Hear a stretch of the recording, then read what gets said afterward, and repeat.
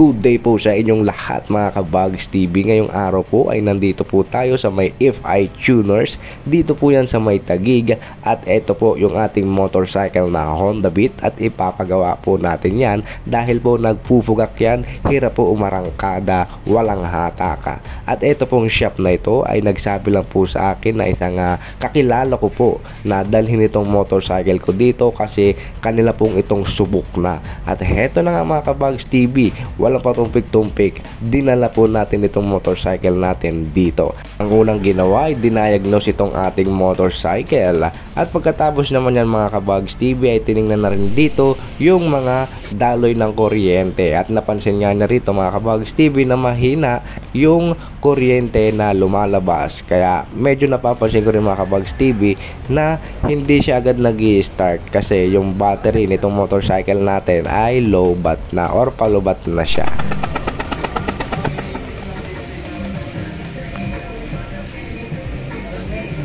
Kung bago pa lang po pala kayo sa akin channel mga ka-Bugs TV ay subscribe na po kayo and click the notification bell for more upcoming videos. Tagal na rin itong ating motorcycle na Honda Beat sa atin mga ka-Bugs TV at halos 4 na taon na rin siya mahigita. At nagkaroon nga lang siya ng problema dahil nagpupugang nga siya. At marami na rin akong shop na pinuntahan at bumabalik lang din siya dahil yun nga din talaga yung issue nitong ating Honda Beat o kahit nung ibang mga Honda Beat user, ganyan talaga yung nagiging problema na pumupukak talaga, nawawala ng hataka. At heto nga mga ka-Bugs TV, dito sa may shop na ito ay narecommend sa akin dahil napakasulit ng gawa dito. Ang maganda rin sa shop na ito mga ka-Bugs TV, meron silang rip flash pagdating sa mga EOT, ayan, at meron din silang FI tuners na pwedeng magamit sa motorcycle para talagang lahat malaman kung ano ba talaga yung magiging sira or nagiging sira kung bakit nagiging ganito yung ating motorcycle na nagpupuga ka.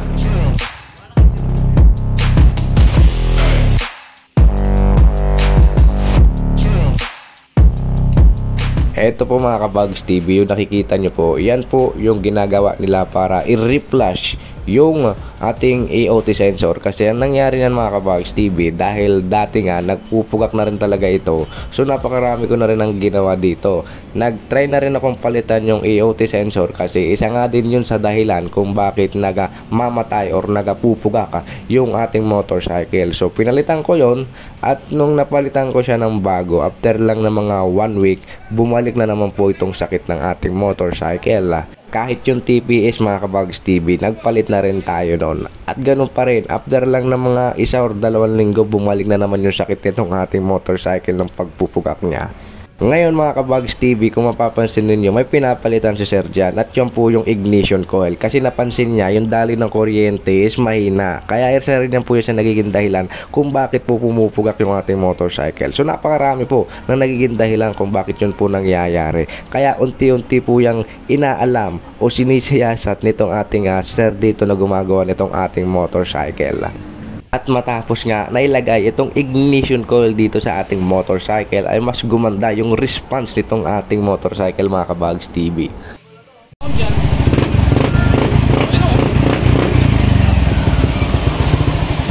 Itong ating motorcycle, gusto ko na ring ibenta ito. Kaya lang merong pumipigil sa akin na gawin yung bagay na yon. At eto na nga, ipagawa ko na lang mga ka-Bugs TV at tingnan ko kung ano pa yung pwede natin gawin dito sa ating motor.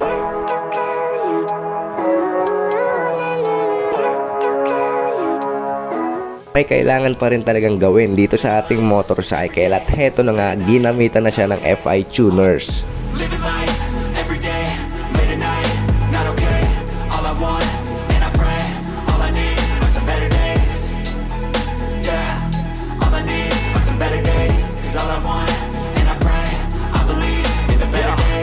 Between a rock and a hard place. Do I work hard or live at my pace? You're only young once, yeah that's all great, but I also want a future. Kung gusto nyo po na magpagawa sa shop na ito na malapit lang kayo dito sa may Taguig, or kung gusto nyo pang dumayo papunta dito, pwede yan.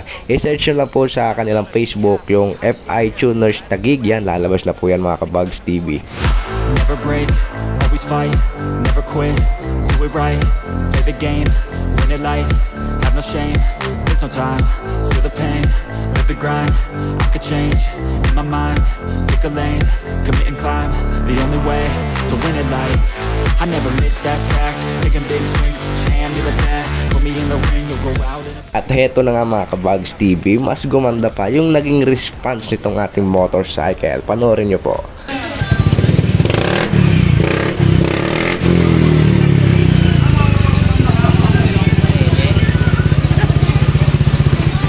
Sinubukan nga pala na patakbuhin itong ating motorcycle mga Kabags TV at meron lang pong napansin dito at medyo kulang lang po dun sa kanyang hatak. At ito nga po, i-check lang po itong ating panggilid, ayan, at meron lang po silang i-adjust dyan.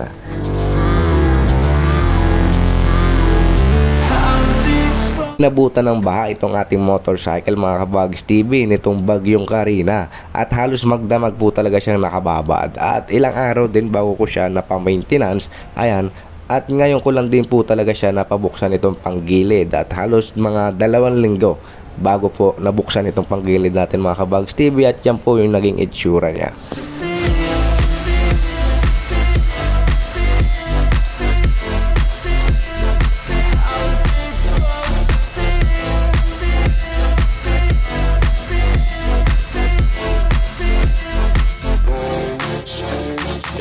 Pinalitan lang nila dito sa ating panggilid mga Kabags TV itong ating center spring. Heto na nga mga Kabags TV at okay na ulit itong ating motorcycle. Nawala na yung kanyang pugak, yung hatak na naging mas maganda na rin at yung kanyang response mas gumanda. Hanggang dito na lang po muna ang ating video mga Kabags TV at hanggang sa muli, salamat po.